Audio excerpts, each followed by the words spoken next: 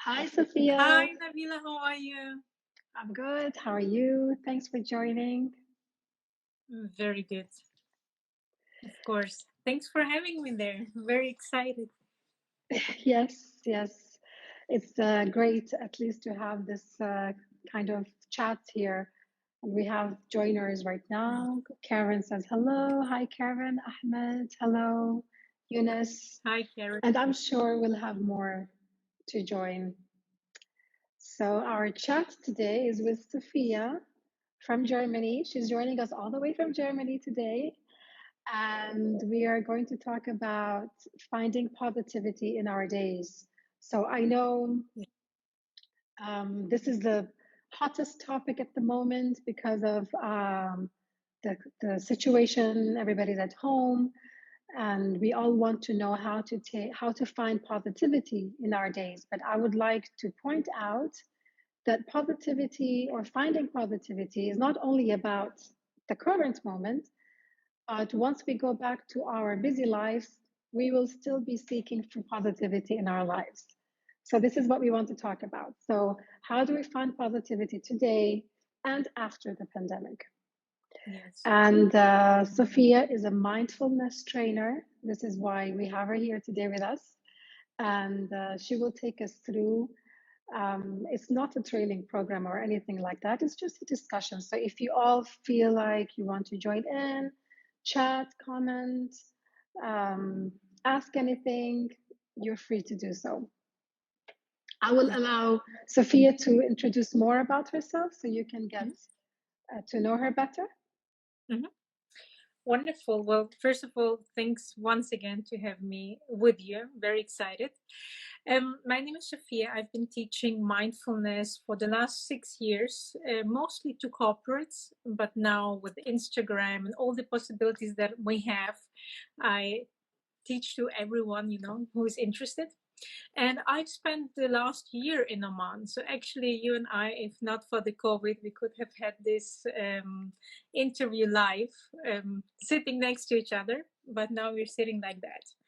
And yes, especially in these times, I try to contribute in a way that helps people to use their awareness and to use their focus to also find positivity, because that's what mindfulness is actually about.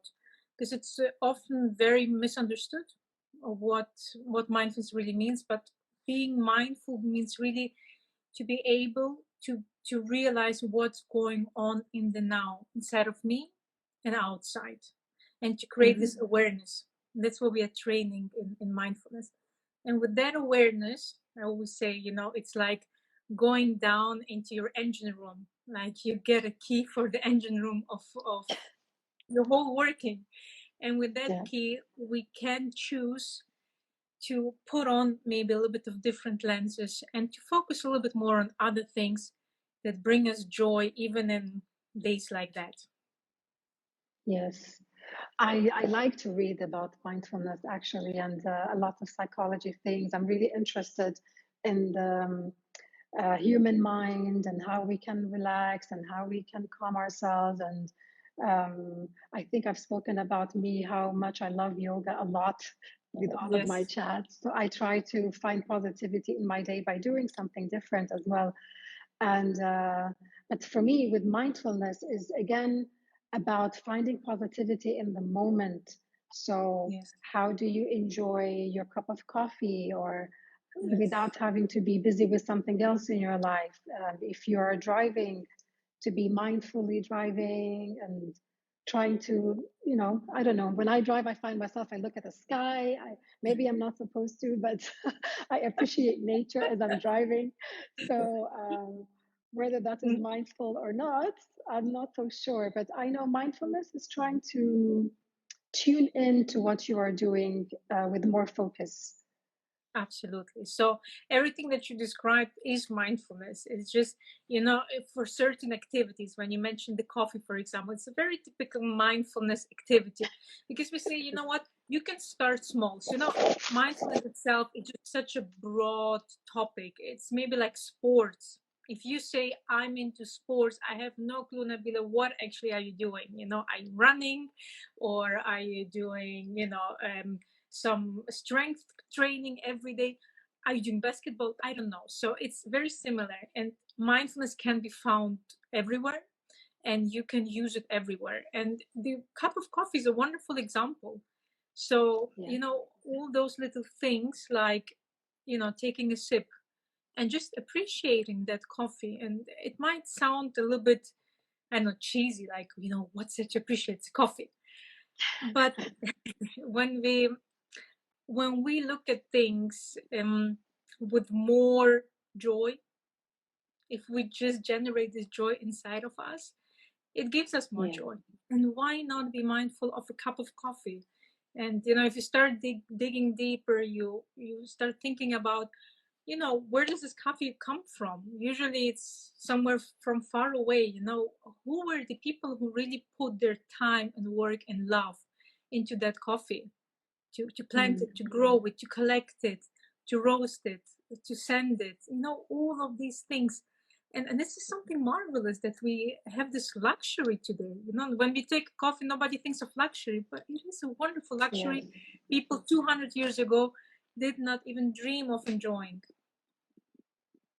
It's true. Mm. Yeah, it's true. And as human beings, we are also so used to not being, well, not being happy, but when we are not comfortable, it's very easy for us to complain about not being comfortable Yes, because we all want to be happy. We want to be in our comfort zone. And so it's very easy for us to think on the negative side of things, yes, but yes, actually where we can actually think of what is the positive side yes, of that particular thing you're mhm, complaining about. yes, So again, going back to the positivity, finding positivity in our days, I like to look at things from different perspectives. Although, of course, I mhm, love to be happy all the time, and but at the same time, when you find that you're really annoyed and something is bothering you so much, you tend to forget about that positive side. So yes, I think it's about self-awareness, isn't it? yes. I'm very happy you touched on several points that I want to comment. First of all, the illusion that we always have to be happy. I love Yes. to pop that bubble because it is a bubble. I don't think life is about being always happy. I think it's more about going through the ups and downs, to enjoy more the ups because you've experienced the downs, and not to expect happiness around every corner. Because I think if you do that, this is very delusional. I don't believe it's even possible for a human being to always be happy. Okay, Yes. because Mm. happiness is always something very conditional. So whatever is happiness for you might not be happiness for me, and the other way Yes. around. So Mm. for example, a lot of people probably like that, people who came to Oman from the Nordic countries. Those people that I met in Oman, they would always say, my God, I love the sun, I love the warmth, I love that it's always, it's shining and it's sunny. And then you have people maybe who did come to Oman from another place, a sunny place. They don't appreciate it. They're like, yeah, there's sun, of course. So you see, Yeah. happiness is always very conditional. And I think that's something to keep in mind. But you just need to know for yourself what is it that makes you happy, and to remember that happiness, you can only experience happiness if there was a contrast before. Because we know it ourselves. If we have 100 pairs of shoes, the 101st will not make us happier, right? But for True. someone who maybe, for a kid that did not have shoes for the first years of his life, and then he gets the shoes, that's the greatest happiness. It's the greatest happiness. That's right. I mean, when you mentioned about the sun, for me, I Mhm. love snow. And if I talk about snow, people See, will think, what are you talking about? We 100%. want the sun. So, because we don't Absolutely. have it. So that would be the big change for me when I travel to a country and suddenly there's snow and I find happiness because it's different. It's a different moment for me. And I think, again, as human beings, we're always constantly seeking for something new for us to Yes. make us happy. We'll just go back to the messages a little bit and see. We have Eddie Aboud says utilization of our senses. Daisy Sabach says hi to both of us. Hi, Daisy. And City Cat says, I wish we could all have coffee again. I think we will. Yes. Yes. Yes. And that's So, Bente. Hi. I would like yes. to maybe point out a second something that you said, and that's very important because we spoke about the negative. And this is something very important to keep in mind. I always say our brains were not designed to make us happy. Our brains were designed to keep us safe. So this is something we need to know. There was a study that said 80% of our thoughts are negative. How come? The idea is that our brain, through evolution, to survive, we had to be skeptical. We had to be out there looking for dangers. We had to assume the worst because, 10,000 years ago, when you were going through the bushes and there is a rattle and you were optimistic and happy and you're like, yeah, maybe it's a mouse. And then it was a bear, you were gone. But if you were the one who was very careful and looking out for dangers, then you would think when it's a rattle, you would think it's a bear. And it might be a mouse, Yeah. but you were then the one who really survived.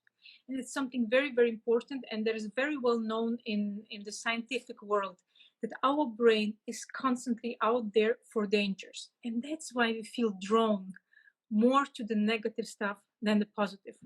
That's why negative news sell much better than positive. And it's just about being aware of this kind of negativity bias that we have. This is very natural. It's not that you're a pessimist, you're not a negative person. This is very, very natural. Your brain is out there to really protect you from the danger. So it I has find that to. very, very interesting. Mhm. Yeah. So, when we think about today's situation Mhm. with the COVID-19 and everybody is at home, working from home, there are some people who are still working from the offices. So, and there's a lot of depression going around in the houses, Yes. which I know of. I mean, and I can understand people feel they're locked in. They had regular lives once, and now they don't. So, Mhm. how can one find positivity in their days today? Mhm. Well, it goes back to first knowing that we have this negativity bias. And this negativity bias is being fed now constantly because there's like real threat. It's not imaginary threat. There's the threat of losing your job. There's the just uncertainty. When will I be able to go out again? When is the lockdown over? How will I handle all of that? So we need to be very mindful right now of that this negativity is something that our brain actually likes to observe, because Yeah. it is real. I really think that it's about where do we put our attention to, because at any given moment you can put your attention only to one thing. And if we try to put our attention a little bit more on the things we're grateful for, then we are not busy with putting our attention at the things that we don't Yes. have. So you can't be frustrated and grateful at the same time. You can't be grateful and angry at the same time. And I think that there's still, for most of us, someone has a more difficult situation, someone has a better situation. But most people are equally frustrated because, everyone has problems at their levels. We can Yeah. still find gratitude. We could even tell ourselves that this is a situation that is one of a kind, one in a lifetime. We hope so. It's a one in a lifetime situation. Yes. And that all the people that I hear that are having obviously difficulties to sit at home with their kids and homeschool, and it's it's not easy, especially if you, before that, you went to your work, you loved what you do, you came home, everything was well, and now boom, you're suddenly a teacher, and Yeah. you're a 24/7 nanny, and you are an employee. So this is so much. But just think of it that this is a time that, well, first, you'll probably will never come again. A time you might tell your grandkids about, and you will tell them about how you really mastered that time. And also, you get to spend time with your kids or your family. And maybe the next opportunity where you get to spend that much intimate time with each other will be when you go on retirement. And then your Yes. kids are grown up. And Yes, mhm, and it's an experience. It's like, I think it's yes, like we've gone back a couple of, well, not only a couple of years back, but when I was a little girl, and we did everything by ourselves. So now everything is ready made. We've got technology, we've got shops that provide everything for us. And at the moment, everybody is trying new things, hands-on is experiences being built again with each person yes, in their homes. People are yes, learning new techniques. They're learning to bake. I'm learning how to use live chat on Instagram, yes, and then with the many other courses that we are trying to do, just to learn different things. I'm at the moment, I mean, I know we spoke earlier, and I'm doing the yoga teachers trainers course, but at the same time, I'm doing another course in graphic design because I just love it, and I've always wanted to try that. So why not? There's nothing that can stop you if you've got the extra time, and if you're passionate about it. Um, it can be really frustrating and handful for people who have children at home since morning until yes. at the time that they were supposed to go to school. So I know we always tell them this is going to be over, this is temporary, but all they can think of right now is I just want this to be over. So how can we take their focus off of that? Yes. So it's a very good question because, again, I have to bring up mindfulness again, because mindfulness is really about just being in the experience. And if you can manage to judge it less. So you say, I want it to be over because you judge it as something unpleasant. That's it. Right? So you Mm, want to sit it out until it's over. But also, life is unfolding as it's unfolding. And especially this situation is one where none of us can really do something about. So why not try to be more welcoming than miserable?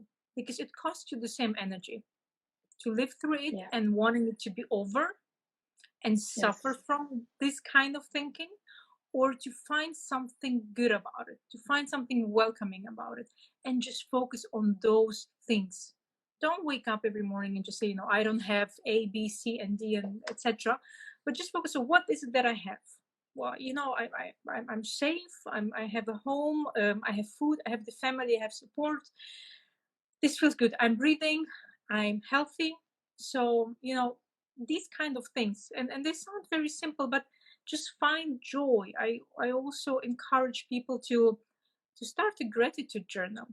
Yeah, it doesn't need to be anything big. It doesn't need to be very formal. Just grab a notebook and put it next to your bed. And in the evening, before you go to sleep, take 2 minutes. It really doesn't take you much more to just mentally go through your day again and to find little things you're grateful for. And it doesn't have to be anything big. The Mm, coffee, it can be the coffee. It can be a nice YouTube video you watched. It can be, I don't know, a nice moment you had with your child. Small little things, and you'll be surprised how with every day you'll find more things. I always say, find five. People say, oh God, five. I say, you know what? Start with one, and you can really program and train your brain on then looking for good. I feel that this is how it was for me. I'm a natural optimistic person, but also I'm just a human being, and I trained my brain, and I keep training it to look for positives, to really look for yeah. positives. And I to be honest, I do not know whether, because I always say everything's for the positive. I do not know whether everything turns out for the positive, but assuming it does makes my life easier, you know? Yes, you're right. We have a question here from Eunice. Yes. Any recommended books to raise awareness in mindfulness? Actually, I have a book here that I wanted to share. Go ahead. Um, and I bought this book at the time when I was traveling, so I'm not sure. I mean, obviously, you cannot find it now in bookstores, but you can probably order it. And it's called Zen: The Art of Living Simple. Yes. It's going to be Yes. the other way around for you right now. Yes. And what I like about this book is that it has affirmations. So you can either read this book, you can read all the pages in an hour, or you can read one affirmation a day, which is just like 2 pages. So you have things like on the first one, it says make time for emptiness. Second one is wake up 15 minutes earlier. And the way it looks like is you would open the book and you have like this is just the first affirmation. It's only 2 pages. So this is the part where it says Mhm. make time for emptiness. First, observe yourself. Be with yourself as you are, but without haste, without impatience. So it goes through Mhm. giving you affirmations about making time for emptiness. And then I leave the second page for the next day. So the first thing in the morning, as I have my coffee, I like to just read these 2 pages just to start off my day smoothly, give myself a little bit of positivity. Because if Yes. you don't give yourself positivity, who else will? You have to do it for yourself. 100%. Yes. Yes, we spoke today about it. Remember, I said that this is also an amazing opportunity to really step up and to take full responsibility for yourself and for your well-being, because Yes, there is there's never anyone out there who can do it better for you, because only you know what is it that you need in that moment. So if you don't feel exactly. well, you know, Yeah. you can't expect anyone to read your mind and to know what is it that you need and to serve you exactly what you need. So you need to put a little bit more responsibility into that, and also say, you know what, maybe I'm not feeling well right now, which is fine. That's important, you know, not deny, like, I don't feel well, I need to be positive Mm. no matter what. No, don't deny it, you know, just acknowledge it, that this is how you feel, and then, you know, just feel inside, what is it that might me feel better? That's maybe something Yes. small. And again, I'll bring back self awareness again. Ask yourself what makes you happy and Yes. what doesn't make you happy. Yes. So, you know already if you can divide these two things, what makes you happy, then focus on what makes you happy and just try to brush off. It's a training purpose. As you said, you have to train Yes. yourself to know how to 100%. remove the negativity out of your mind. Yeah. It's not easy, but it's a process that is not Yes. impossible to do. Yes. Again, Eunice says, any What use, did no, you know? where did he say? He says, gratitude journal sounds to be a good Good. tool. He said, any useful tools to bring ourselves back to the mindful, like meditation.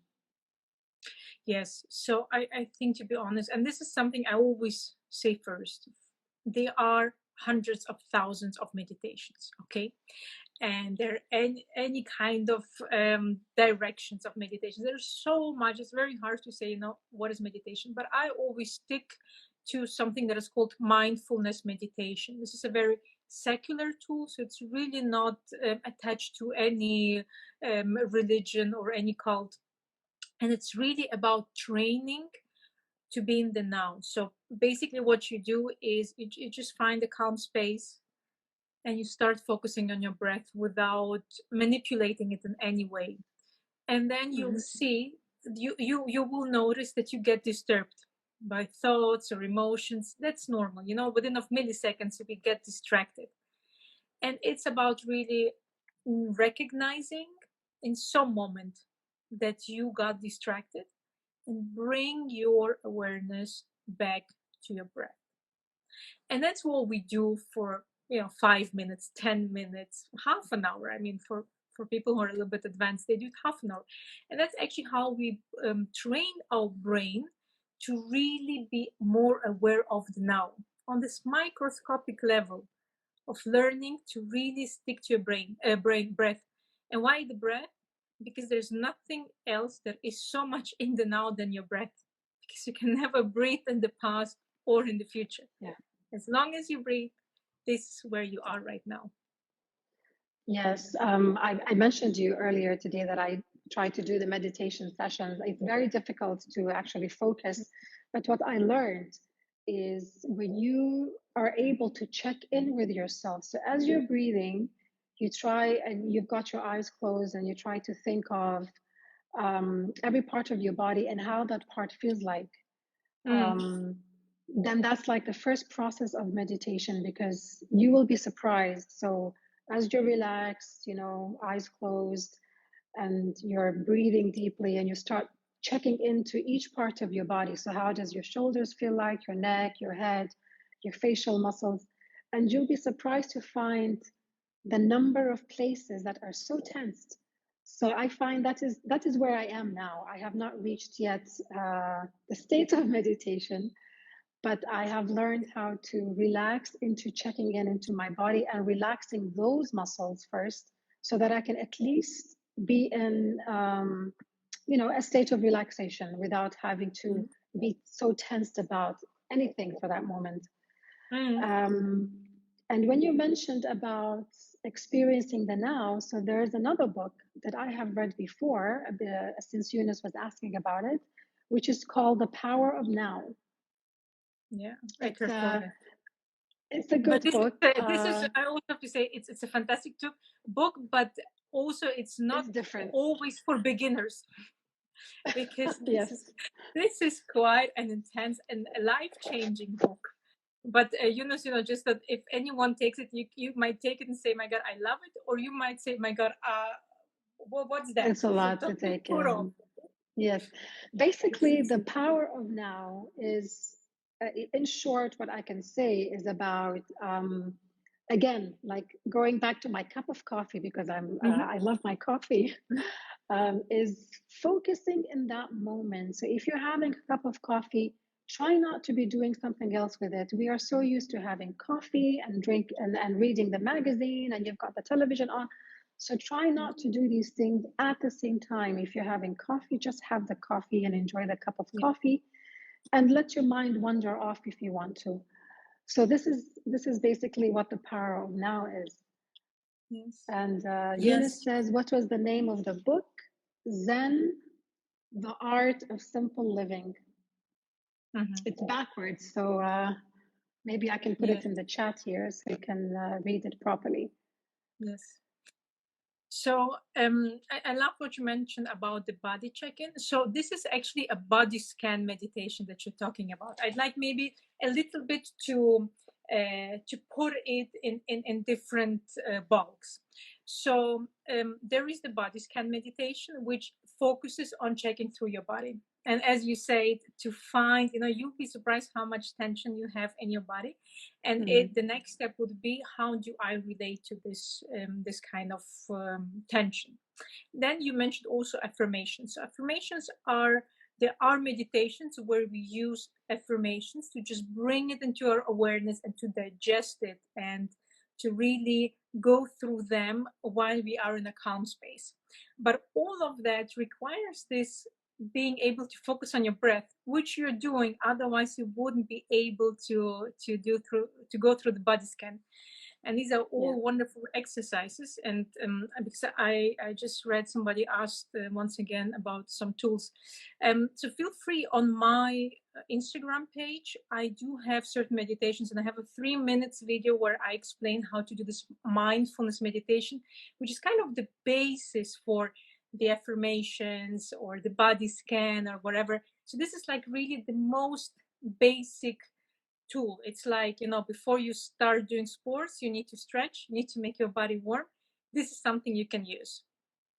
And also have on YouTube and Inside Timer, I have guided body scans.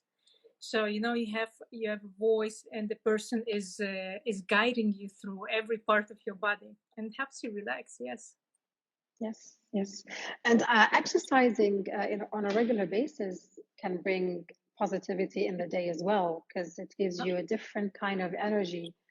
I know when I'm very lazy to exercise, I find myself, I sink into my laziness, and you become really, you just get into that mood, and it's not really good for you. So exercising, anything can be exercising. As you mentioned, there's different things that anybody can do Yeah. to be able to change their mood. Because it releases endorphins. As soon as you start exercising, your body starts sending out happiness hormones, and it works for a lot of people. I have a very good friend who keeps telling me, gym is my meditation, and I believe her. Yes, it is. So these are the things that we can find positivity in our daily lives at any time of our lives, but specifically now because everybody is so. I mean, I find the world to be a very amazing and interesting place. Everybody was looking for positivity and mindfulness in their busy days, and now it's the other way around. We're at home, comfortable in our own homes, and yet people cannot find positivity. So that's really interesting for me because I think it's a mindset at the end of the day. Whether you have the busy life or whether you're stuck at home, it's all about setting your mind, for that positivity. Mm-hmm. What is the best time for meditation? Aboud is asking. Well, this is something you have to find out for yourself. It's again, I keep coming back to the example of sports. So I can't tell you should play basketball or tennis. This is something of a liking. I know people who are meditating in the morning, people who are meditating in the evening. That's me. So I feel I get much more out of meditation when I meditate in the evening. Let's say right now it's almost right before I go to sleep, but usually it's around 10 o'clock. I just find that the 10 o'clock is just the perfect hour when my mind is not racing anymore so much, because the day already finished and I'm still not too sleepy. So I'm really aware and relaxed, and it's easier for me. I don't have to work that hard to go back from being distracted to focusing again. There are people who say the morning works best for them because they wake up and the mind is not yet racing. But if you practice the morning meditation, then just pay attention that when you wake up, just don't take your phone and start checking the news and start replying to all your emails, etc., because you get the mind going. You start thinking, worrying, and then you sit down for meditation. You're going to have a very hard time to focus, and then you'll say, what, meditation is not for me, it's not working. That's so true. And I think that's a first instinct today. Everybody just grabs the phone because it's right beside them where they sleep. Unfortunately, I have to say I'm guilty for that. So it's the first thing I grab because I want to see what time it is first of all, and then once it's in your hand, that's it. You start scrolling through other things. Yeah. So this would be also one of the mindfulness exercises you could use. So when you wake up, to really not touching your phone for half an hour. To understand, you want to take a look at the time. And I don't know, maybe find a different way. Maybe just have a normal clock next to you. But that's something that I do. Usually when I don't touch it before I'm not ready, to say, what, let the day begin. Because I know myself, when I touch it, as you said, there is the news, there is this message, you want to quickly reply here, you want to quickly check in here, and before you know it, you're still in bed and your mind is already, like on 180, already racing with a trillion of things. And then you missed that window of opportunity to just consciously wake up and just, this is where you could also do your body scan quickly, just quickly check in with your body. That's a really good point, actually. It's so true. But I've learned to stay away. I'm very good at, I have to say, I have to give myself that. I'm very good at removing the negativity. So at the moment, I choose what I want to read. If I see somebody has posted anything about the news, I just close a chat, and because I will check it when I want to. And I don't need to know anymore. The situation is as is, and there's nothing you can do about it. So why make your day more stressful? Why put that anxiety in yourselves anymore? So I don't need that, in my life at the moment. So I would choose to do something else with my phone. Is there any breathing technique to meditate or be in the now? So basically, as I say, the mindfulness meditation is really about just paying attention to your breath, and just don't do much more. But if you're looking specifically for some breathing, one that comes to my mind is called the pursed lips breathing, because it helps you bring more air into your lungs and oxygenate your blood, and also to help with the stress response of your body. And it works like that, that you breathe in through your nose, and when you're about to breathe out, you purse your lips like this, as if you're like blowing candles, like so. For 3 seconds you breathe in, for 6 seconds you breathe out, you very slowly.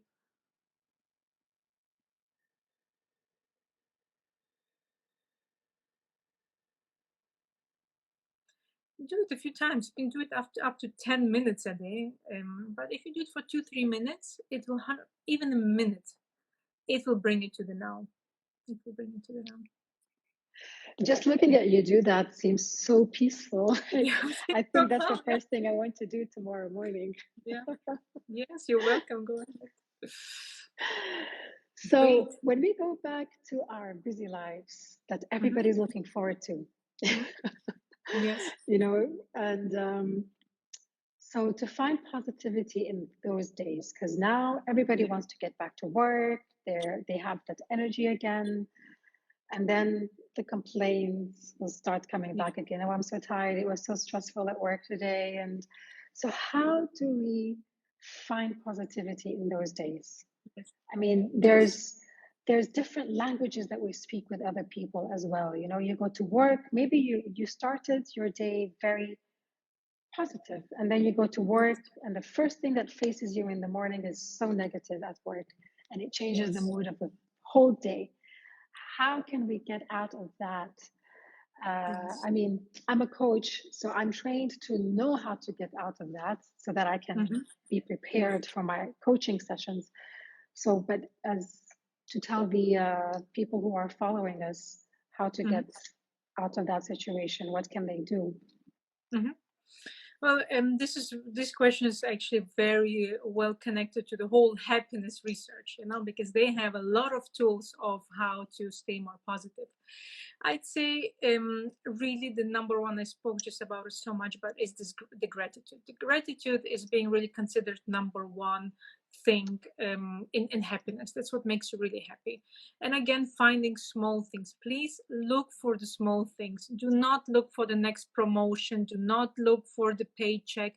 Small things. Somebody opened the door for you. Thank you. And like take this moment to really say thank you and say that's so nice. Don't take everything for granted. This taking for granted is a killer, to be honest. So try to be more grateful in the small things. But you can play a mind game with yourself. Every time you complain, ask yourself, well, what's good about that situation? The moment you complain, I had so much stress, what's good about it? Well, it means you're in demand. It means people want something from you. Next time you complain, oh my God, I got that so many bills. The other thing is that, you know what? But I can pay them. So people think that I can pay them. So they're providing me any service and they give me a bill. So maybe play this game with yourself. So what is the other side of the coin here? Second, there are several really techniques to boost your happiness. For example, it is scientifically proven that your mind follows your body. So if you sit like this, sorry, it's my cat. your mind will, he's not happy with something. There's an attitude. And if you just smile, and this is scientifically proven that around after 15 seconds, your brain will pick up and you start feeling happier. So if you just do this, do it for 10 seconds. You don't have to do it in front of anyone so that people don't think you're crazy. Do it for yourself. I taught myself to do this, and I do it during the day. If I feel overwhelmed, I have like lots of stress, I'm sitting in front of the computer, I'm like, after 10-15 seconds I feel better, because the brain thinks she's smiling, there's something to smile about.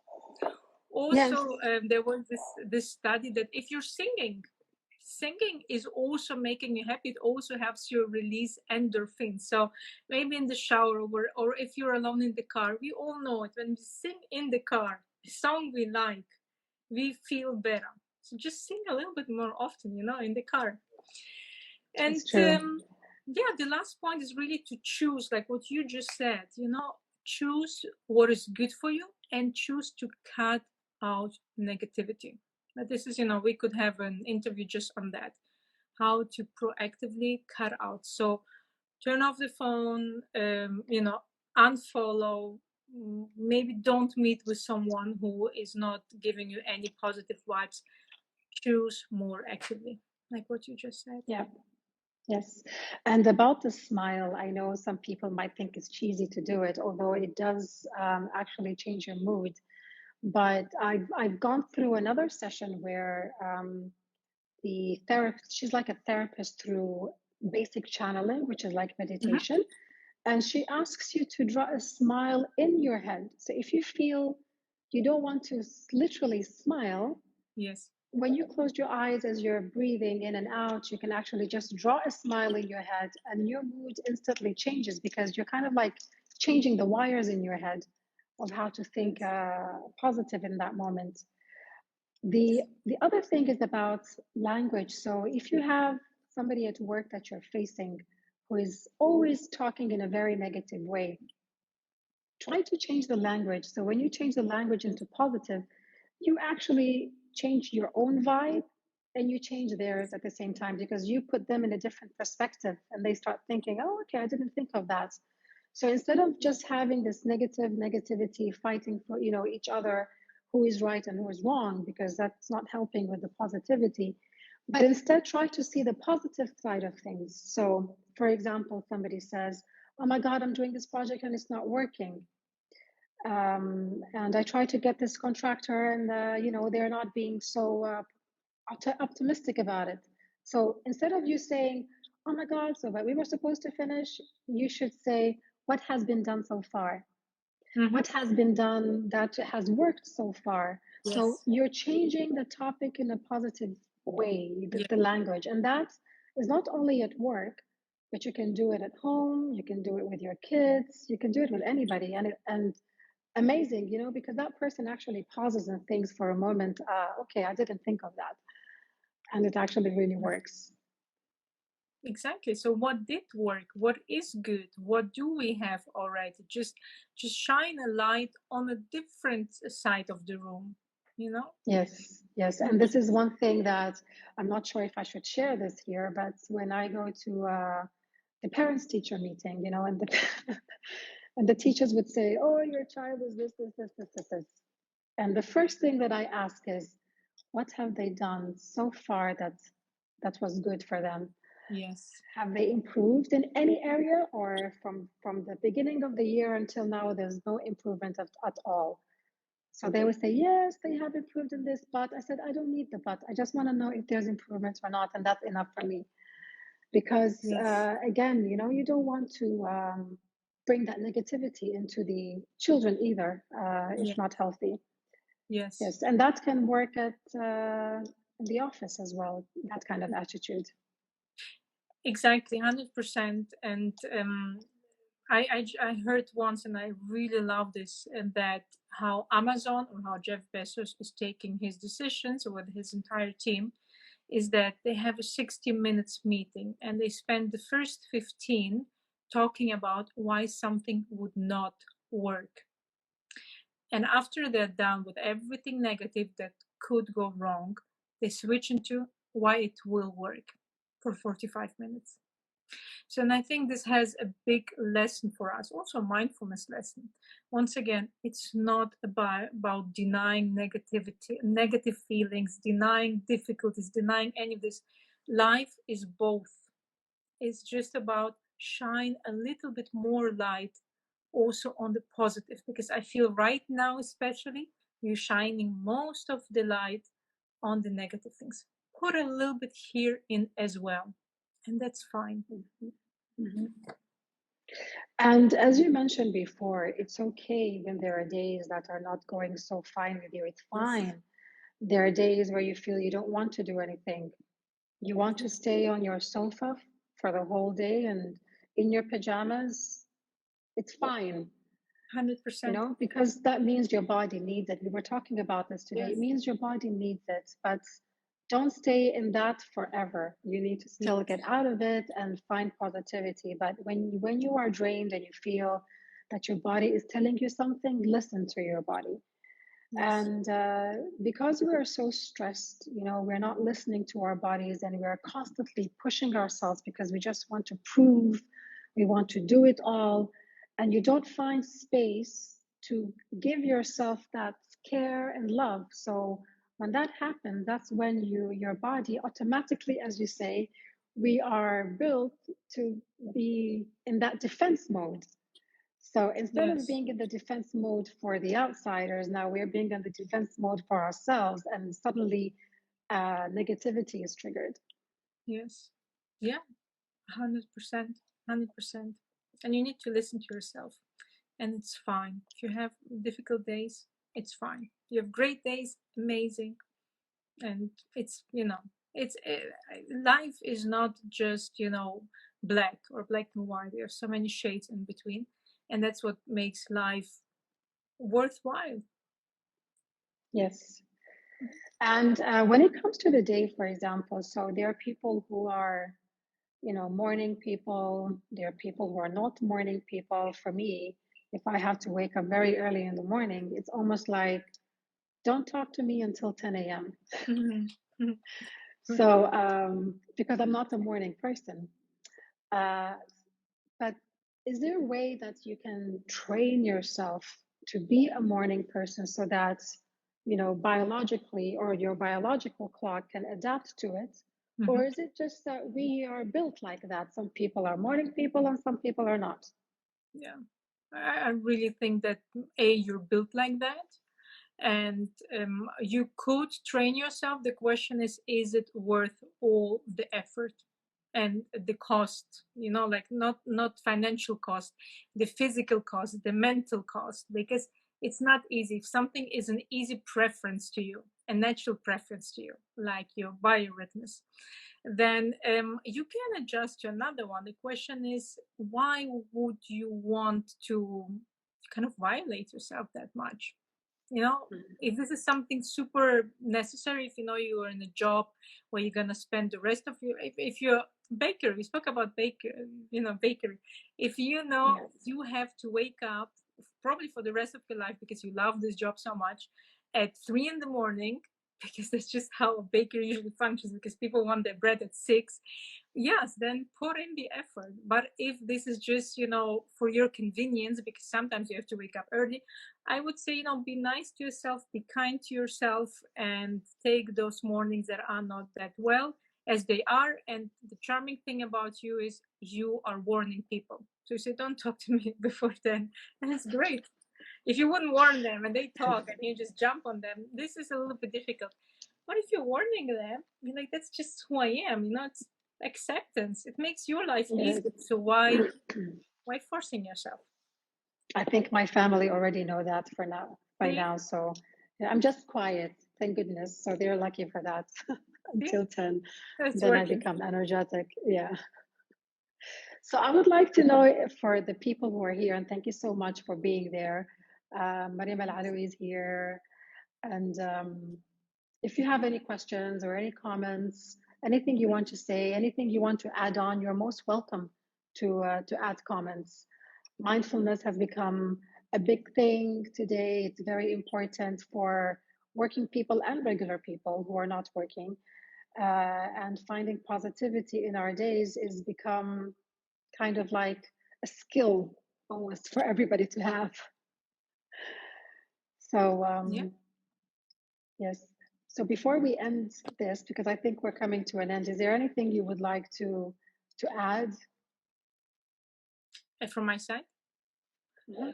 Um, yeah, you just mentioned it. It's like a skill, and I really believe you can train the skill. Like you can train emotional intelligence, like You can train to be more optimistic and to be more happy by just using certain techniques like what I mentioned before, that might naturally increase the time when you put the torch into the happiness corners.